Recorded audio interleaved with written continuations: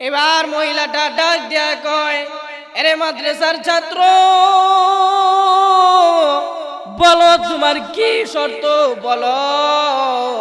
এবার মাদ্রাসার ছাত্র ডাক দিয়া কয়, আমাকে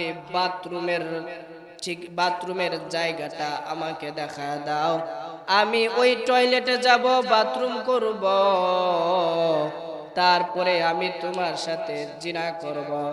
খুব বন্ধুগণ খেয়াল করে শুনবেন, এবারে মেয়েটা এই ছেলেটাকে ওই টয়লেটের ঠিকানাটা দেখা দিয়েছেন, টয়লেটের স্থানটা দেখা দিয়েছে। এবারে ছেলেটা বাথরুমের ভিতরে প্রবেশ করিয়া, বাথরুমের ভিতরে প্রবেশ করার পরে বাবা খুব খেয়াল করে শোনো, এবার এই ছেলেটা দুইটা হাত দিয়া ওই পায়খানার ভিতর থেকে কিছু বাথরুমের পায়খানার ভিতর থেকে পায়খানা নিছে। পায়খানা নেওয়ার পরে ওই ছেলেটা তার শরীরের মধ্যে মাখছে, তার শরীরের ভিতরে মাখছে। তার শরীরের মধ্যে মাখার পরে এই ছেলেটা আবার এই বাথরুম থেকে ঘরের মধ্যে আসছে। আসার পরে ছেলেটা মনে মনে কাঁদতেছে আর বলতেছে, আল্লাহ তুমি আমাকে এই খারাপ কাজ থেকে বিরত রাখো, তুমি আমাকে এই খারাপ কাজ থেকে বিরত রাখো। এবার যখন বাথরুম থেকে পায়খানা মাখা ঘরের ভিতরে প্রবেশ করছে, ঘরের ভিতরে প্রবেশ করার পরে মেয়েটা তাকায় দেখতেছে এই ছেলে পায়খানা মাখিয়ে আসছে। এবার এই ছেলের সাথে জিনা করা যাবে না, না না, দুর্গন্ধে তার শরীর ভরে গিয়েছে। এবার মেয়েটা ডাক দিয়া কয়, এরে মাদ্রাসার ছাত্র, তুমি কি করলা এটা, তুমি কি করছো? তোমার সাথে আমি জিনা করার জন্য আমি তোমাকে বিয়ে করব, আমি তোমার সাথে মিলামেশা করার জন্য আমার ঘরে আনছি, কিন্তু তুমি তোমার শরীরে পুরা শরীরে পায়খানা মাখছো, যাও যাও এখান থেকে বাহির হয়ে যাও। দারওয়ান দিয়া গার ধাক্কা দিয়ে বাহির করে দিলেন। আল মিসবাহ ওয়াজিন পরিষদ বাংলাদেশের পক্ষ থেকে আজকের এই তাফসীরুল কোরআন মাহফিল সম্মানিত সভাপতি, প্রধান অতিথি এবং দূর দূরান্ত থেকে আগত আল্লাহর আশিকিন ছাত্র ভাইয়েরা এবং যুবক বন্ধুগণ, আমরা সকলে শুকরিয়া আদায় করি আজকের এই মহাপবিত্র ঘরের মধ্যে আমাদেরকে আল্লাহ তাআলা ভালোবেসে মহব্বত করে এই মাহফিলের আয়োজনে আমাদেরকে আসার বসার তৌফিক দান করেছেন। এই জন্য সকলে বলি আলহামদুলিল্লাহ।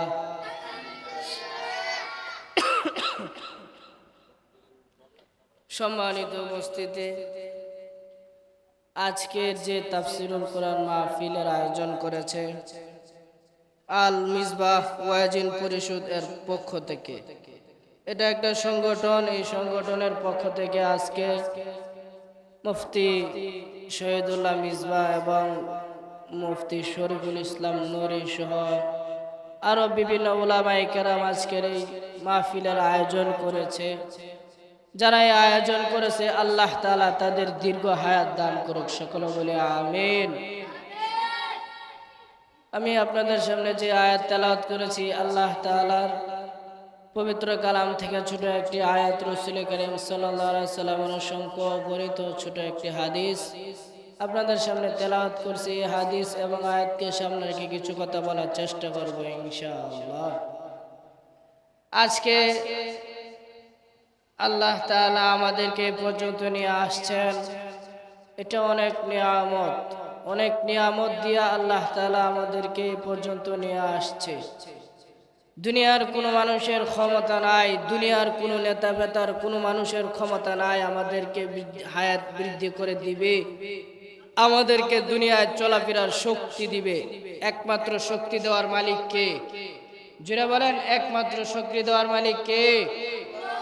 আল্লাহ তাআলাই আমাদেরকে শক্তি দান করেন, আল্লাহ তাআলাই আমাদেরকে হায়াত দেন, আল্লাহ তাআলাই আমাদেরকে রিজিক দান করেন। সুতরাং দুনিয়ার কোনো মানুষ, দুনিয়ার কোনো বান্দা, দুনিয়ার কোনো কিছুই আমাদেরকে হায়াত দেয় নাই, দুনিয়ার কোনো কিছুই আমাদেরকে রিজিক দেয় নাই। রিজিক একমাত্র আল্লাহ তাআলা আমাদেরকে দান করেন। কথা বলেন ঠিক কিনা? আল্লাহ আমাদেরকে রিজিক দিয়েছেন। এ কারণে আল্লাহ তাআলা বলেন, ইয়া আইয়ুহাল্লাযীনা আমানু, হে আমার ঈমানদারগণেরা, খুব খেয়াল করে শুনবেন। আল্লাহ পাক রব্বুল আলামিন এখানে ঈমানদারদেরকে বলতেছেন, অন্য কোন মানুষদেরকে বলে নাই। ইয়া আইয়ুহাল্লাযীনা আমানুত্তাকুল্লাহ ওয়া কুনু মা'আস সাদিকিন, তোমরা একমাত্র আমি আল্লাহকে ভয় করো, দ্বিতীয়ত সত্যবাদীদের অন্তর্ভুক্ত হয়ে যাও। এটা আল্লাহ পাক রব্বুল আলামিন স্বয়ং নিজে বলতেছেন। দুনিয়ার কাউকে ভয় করার কথা আল্লাহ তাআলা বলে নাই, দুনিয়ার কোনো কিছুকে ভয় করার কথা আল্লাহ পাক বলে নাই, শুধু আল্লাহকে ভয় করার কথা বলতেছেন। তো আমরা ছাত্র মানুষ, আমাদের উচিত হলো আল্লাহ পাককে ভয় করা এবং আল্লাহ পাকের ওয়ার্ডার অনুযায়ী যে সমস্ত হুকুম দিয়েছে ঠিক সেরকম হুকুম অনুযায়ী আমাদের দুনিয়াতে চলাফেরা করা। কথা বলেন ঠিক কিনা? আমরা মাদ্রাসায় পড়বো, লেখাপড়া করব, যাই কিছু করি না কেন দুনিয়ায় চলাফেরা করব রসুলের সুন্নত নিয়া, সত্যবাদীদের অন্তর্ভুক্ত মানে হলো উলামায়ে কেরামের সোহবত নিয়া, রসুলের সোহবত নিয়া আল্লাহকে ভয় করে আমরা দুনিয়াতে চলবো। কথা বলেন ঠিক কিনা? আমরা কোনো খারাপ কাজের মধ্যে লিপ্ত হব না। হ্যাঁ, এমন কাজের মধ্যে লিপ্ত হব না যে কাজে লিপ্ত হওয়ার পরে আমাদের অবস্থা একেবারে নাজেহাল হয়ে যায়। কেমন অবস্থা, কেমন কাজে থাকবো, খুব খেয়াল করে শুনবেন। এই যে আপনাদের মতো একজন মাদ্রাসার ছাত্র, সে মাদ্রাসায় হেফজ বিভাগে পড়ে, খুব খেয়াল করে শুনবেন। হেফজ বিভাগে সে মাদ্রাসায় পড়ে, দেখেন আল্লাহকে সে কতটুকু ভয় করে মাদ্রাসার ছাত্র হিসাবে, আল্লাহ তাআলাকে কতটুকু সে ভয় করে, তার ভিতরে আল্লাহর ভয়, রসুলের সোহবত কতটুকু ঢুকেছে।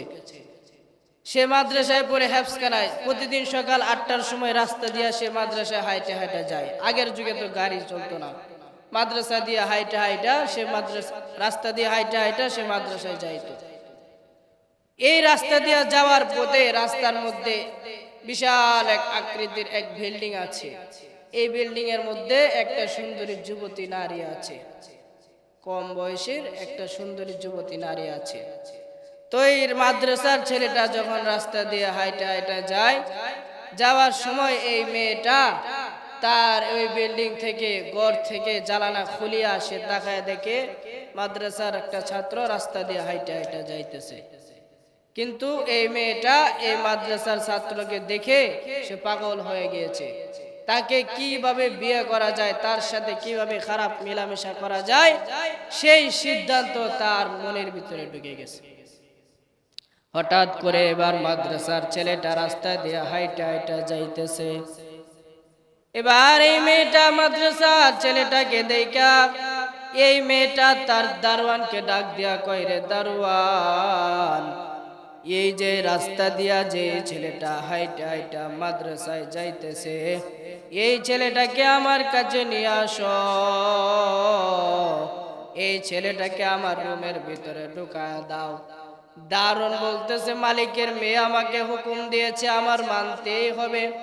এবার এই ছেলেটা যখন এই রাস্তা দিয়া হাইটা হাইটা মাদ্রাসার দিকে যায়, এবার দারোয়ান ডাক দিয়া কয়, এই মাদ্রাসার ছাত্র, তোমাকে এই রুমের ভিতরে একটা সুন্দরী যুবতী নারী, এই আমার মালিকের নারী তোমাকে ডাকতেছে, তুমি ঘরের ভিতরে প্রবেশ করো, ঘরের ভিতরে তুমি প্রবেশ করো, তোমাকে এই মেয়েটা ভিতরে ডাকতেছে। এবার মাদ্রাসার ছাত্র চিন্তা করতেছে, হায় রে, এই মেয়েটাকে তো আমি চিনি না, এই মেয়ের সাথে আমার কোনো সম্পর্ক নাই, তারপরেও কেন আমাকে ডাকে। কেন আমাকে ভিতরে প্রবেশ করার জন্য ডাকতেছে? হায়রে, এই মেয়েটাকে তো আমি চিনি না। এবার মাদ্রাসার ছাত্রটা মনে মনে চিন্তা করতেছে, যেহেতু আমাকে ডাকতেছে, গিয়া দেখি এই ভিতরে কি বলে। ভিতরের মধ্যে প্রবেশ করার পরে আমার সাথে কি কথা হয়, এই ভিতরে আমি প্রবেশ করব। এবার মাদ্রাসার ছাত্রটা ভিতরে প্রবেশ করলেন। খুব খেয়াল করে শুনবেন। এবার মাদ্রাসার ছাত্র ভিতরে প্রবেশ করলেন। ভিতরে প্রবেশ করার পর এই মেয়েটা ছেলেটাকে টান দিয়া এই ছেলেটাকে তার রুমের ভিতরে নিয়ে গেছেন। তার এক্সট্রা একটা আলাদা রুম ছিল, ওই রুমের ভিতরে নিয়ে গেছেন। নিয়ে যাওয়ার পর মেয়েটা মাদ্রাসার ছাত্রদেরকে ডাক দেয়া কয়, মাদ্রাসার ছাত্রকে বলতেছে, এরে মাদ্রাসার ছাত্র, তোমাকে আমার অনেক পছন্দ হয়েছে, আমি তোমাকে বিয়ে করব। আজকে আমার সকল মনের খায়েশ আশা পূরণ করব। তুমি আমার সাথে জিনায় লিপ্ত হয়ে যাও, আমার সাথে তুমি জিনায় লিপ্ত হয়ে যাও। এবার মাদ্রাসার ছাত্রটা মনে মনে চিন্তা করতেছে, হায়রে, আমার মাদ্রাসার সময় হয়ে গেছে। এই মেয়েটা আমাকে রুমের ভিতরে ঢুকায়া সে তার মনের খায়েশ পূরণ করতে চায়, কিন্তু আমি আল্লাহকে ভয় করি না, না, এই জিনার কাজ আমি করতে পারবো না, এই খারাপ কাজ আমি করতে পারবো না। খুব খেয়াল করে শুনেন, এই মাদ্রাসার ছাত্রটা তার ভিতরে আল্লাহর ভয় কতটুকু জমে আছে, তার ভিতরে রাসূলের সুহবত কিভাবে জমে আছে, খুব খেয়াল করে শুনবেন। এবার এই মাদ্রাসার ছাত্রটা মনে মনে চিন্তা করতেছে, আজকে যদি আমি খারাপ কাজে লিপ্ত হয়ে যাই, হয়তো আল্লাহ তাআলা এই খারাপ কাজের উসিলা করিয়া আমাকে এই আলেম থেকে আমাকে বিরত করে দিবে, এই আলেম হওয়া থেকে আমাকে দূরে ফালায়া দিবে না, আমি খারাপ কাজে লিপ্ত হব না। এবার মেয়েটা ছেলেটাকে ডাক দিয়া কয়, এরে মাদ্রাসার ছাত্র, আসো আসো, আমার সাথে জিনায় লিপ্ত হয়ে যাও, আমার সাথে জিনায় লিপ্ত হয়ে যাও। এবার মাদ্রাসার ছাত্রটা মনে মনে বলতেছেন, আর আল্লাহর কাছে দুইটা হাত তুলিয়া মনে মনে বলতেছে, আল্লাহ,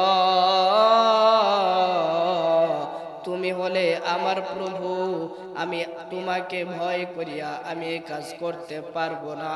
হায়রে, এই জিনার কাজ থেকে তুমি আমাকে রক্ষা করো। এবার এই ছেলের মাথার মধ্যে একটা বুদ্ধি ঢুকে গেছে। এবার ছেলেটা ডাক দিয়া কয়, এই মেয়ে তুমি শুনো, তোমার সাথে আমি জিনায় লিপ্ত হয়ে যাব, কিন্তু একটা শর্ত আছে, তুমি যদি আমার এই শর্তটা রাখতে পারো, তাহলে আমি তোমার সাথে জিনায় লিপ্ত হয়ে যাব, আর যদি আমার শর্ত না রাখো, আমি তোমার সাথে জিনা করব না। দেখেন আল্লাহর ভয়, নবীর সুহবত কতটুকু ভিতরে থাকলে সে কাজ করতে পারে। এবার মহিলাটা ডাক দেয়া কয়, এরে মাদ্রাসার ছাত্র, বলো তোমার কি শর্ত, বলো।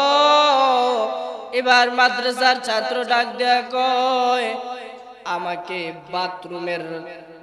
বাথরুমের জায়গাটা আমাকে দেখা দাও, আমি ওই টয়লেটে যাব, বাথরুম করব, তারপরে আমি তোমার সাথে জিনা করব। খুব বন্ধুগণ খেয়াল করে শুনবেন, এইবারে মেয়েটা এই ছেলেটাকে ওই টয়লেটের ঠিকানাটা দেখা দিয়েছেন, টয়লেটের স্থানটা দেখা দিয়েছে। এবারে ছেলেটা বাথরুমের ভিতরে প্রবেশ করিয়া বাথরুমের ভিতরে প্রবেশ করার পরে, বাবা খুব খেয়াল করে শোনো, এবার এই ছেলেটা দুইটা হাত দিয়া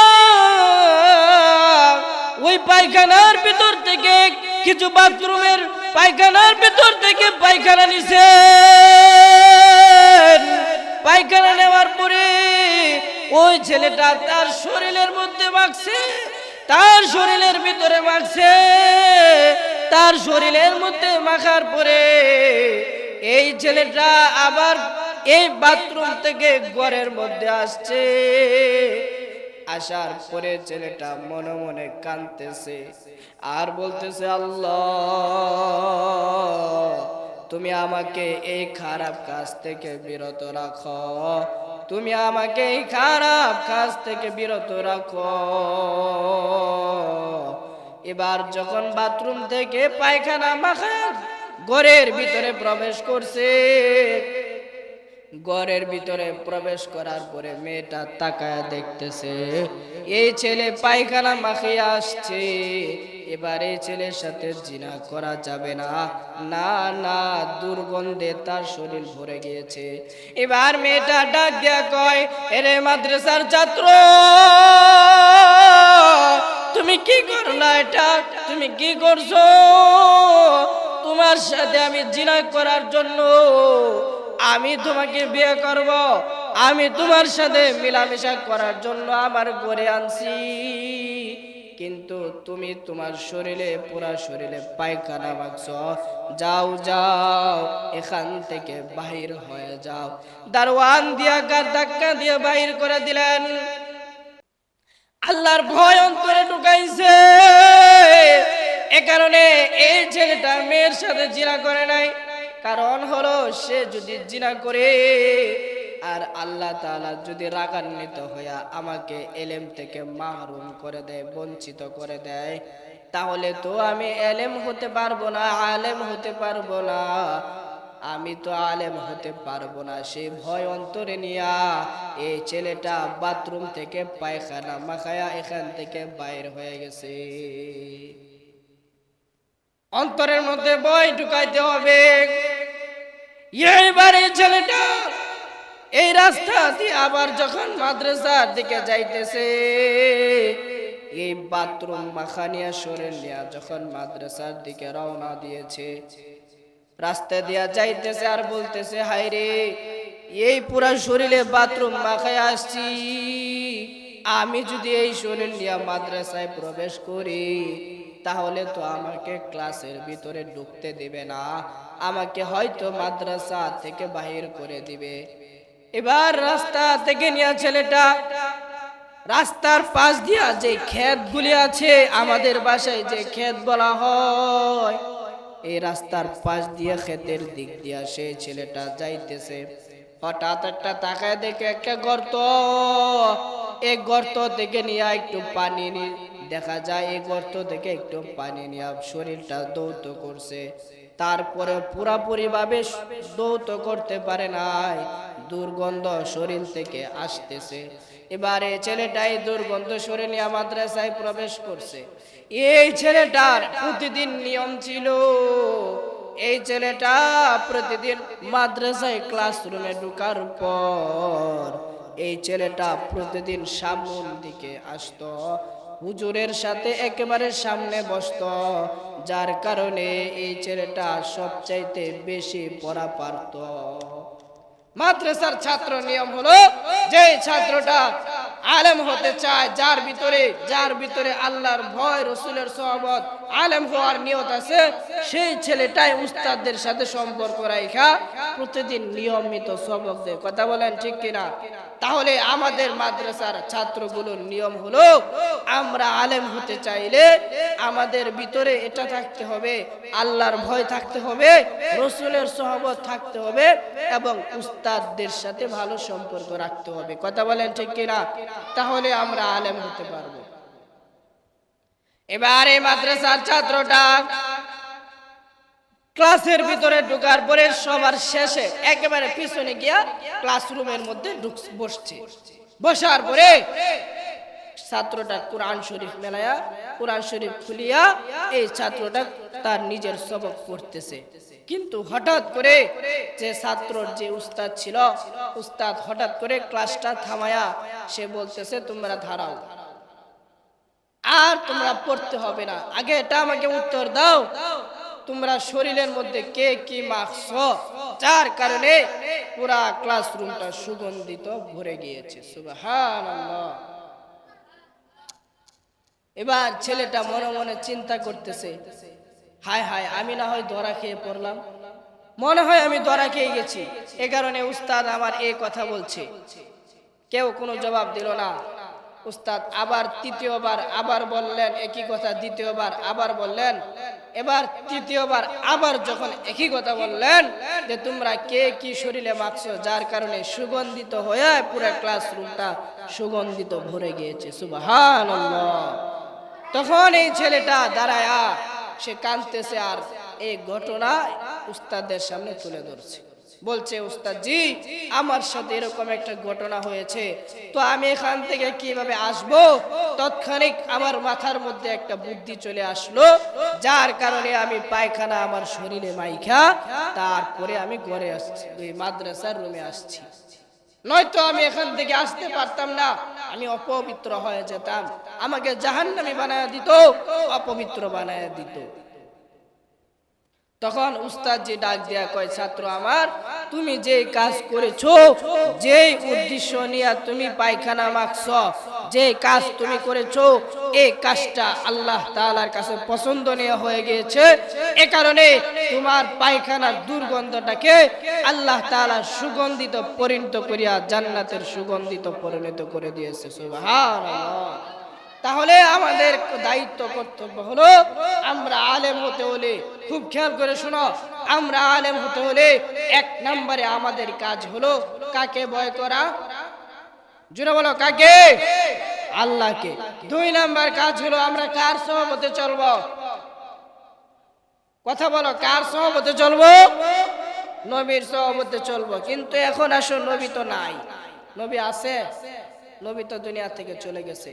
তাহলে নবী কি বলে দিয়েছে যে আমার উত্তরসূরি, আমার ওয়ারিস দার হয়েছে দুনিয়ার মধ্যে উলামায়ে কেরাম, অর্থাৎ আমরা সংক্ষেপে যাদেরকে বলি হুজুর, হুজুর উলামায়ে কেরাম, তাদের সহবতে আমাদের চলতে হবে। কথা বলেন ঠিক কিনা?